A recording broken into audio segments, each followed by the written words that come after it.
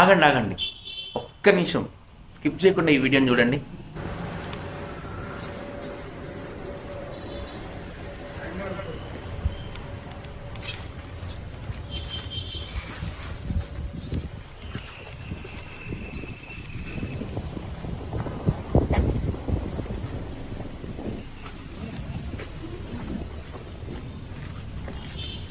ఇది ఒక షార్ట్ ఫిలింలో తీసిన చిన్న షార్ట్.